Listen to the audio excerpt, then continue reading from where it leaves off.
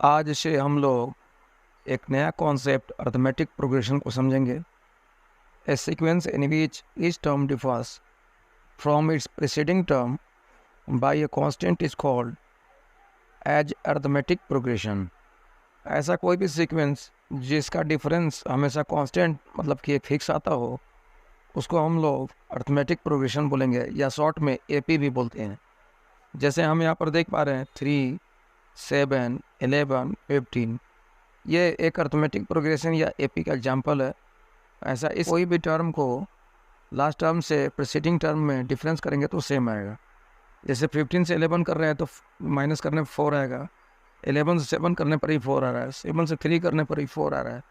तो डिफरेंस जो है वो कांस्टेंट 4 आ रहा है। इसका फर्स्ट टर्म हमारा 3 है और कॉमन डिफरेंस जो 4 है। फर्स्ट टर्म को जनरली हम लोग कॉमन में ए से डिनोट करते हैं और डिफरेंस को डी से शो करते हैं।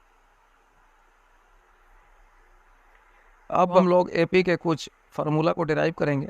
जैसे अगर हम लोग को एपी का जनरल टर्म पता करना होता है तो क्या करते हैं, तो मान लिया कि कोई एक एपी है जिसका फर्स्ट टर्म ए है और कॉमन डिफरेंस डी है।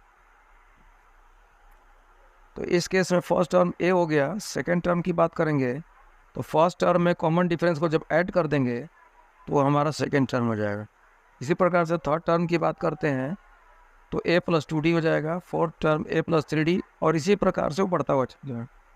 अब अगर हम लोग इसको इस तरह से लिखना चाहें कि a1 = a + 1 - 1 × d, तो ये हो जाएगा a + 0d और घूम फिर कर ये a ही आ जाएगा।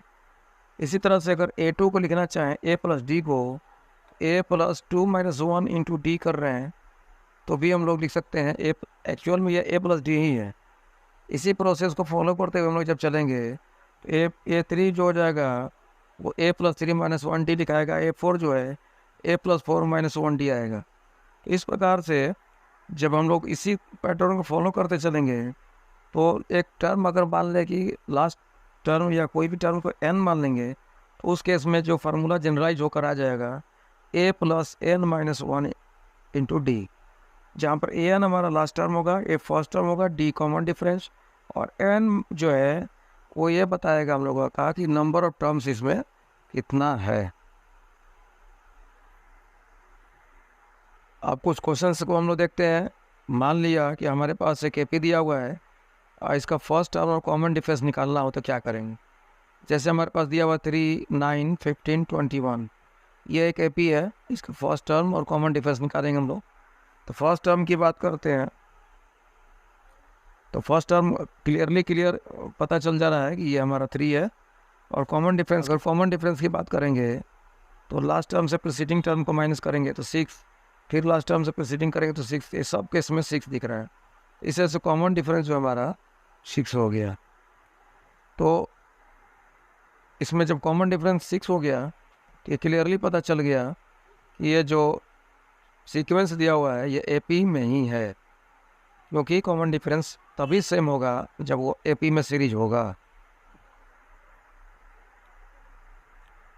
अब इस क्वेश्चन में हम लोग देखेंगे find the nth term and 16th term of an AP. हमारे पास एपी गिवन दिया हुआ है 3, 5, 7, 9, 11, इसी तरह से बढ़ता हुआ जा रहा है। इसमें से हम लोग को nth टर्म निकालना है। तो nth टर्म का फार्मूला जो है हम लोगों ने जाना है कि an = a + n - 1 × d।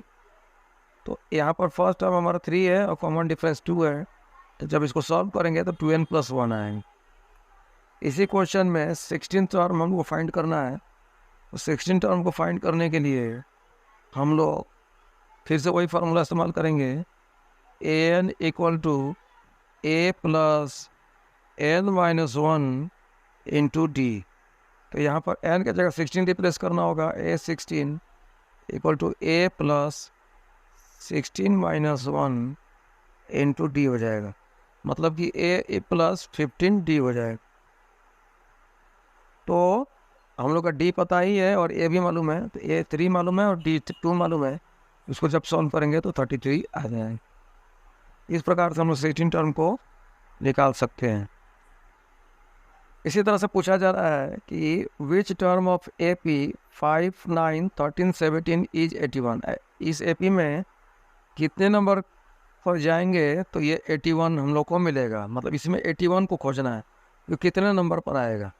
तो जब भी विच टर्म निकालना होता है तो हम लोग को सब ये समझ के चलना है कि ए एन का जो फार्मूला होता है a n equal to a plus n minus one into t.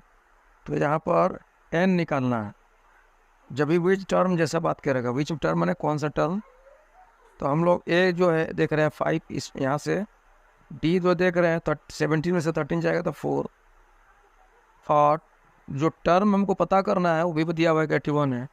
तो हम लोग क्या करेंगे इस केस में, ए एन के जगह 81 रिप्लेस कर देंगे, ए 5 हो गया, एन माइनस वन और डी 4 है, फिर 81 5, इस 4 को एन से मल्टीप्लाई करेंगे तो 4n माइनस 4 हो जाएगा ये। फिर आगे फिर चलेंगे तो 81 5 में से 4 चला जाएगा तो 1 प्लस 1 4n प्लस 1। अब ये 1 को 81 की तरफ हटा देंगे तो 80 हो जाएगा, तो 4n इक्वल टू 80, तो n का वैल्यू हो जाएगा 80/4, तो होगा 20। इस प्रकार से ये हम लोग को पता चल गया कि अगर इस एपीसीड में 81 को खोजा जाए तो 20 नंबर पर मिलेगा, मतलब कि 20वां नंबर जो होगा वही 81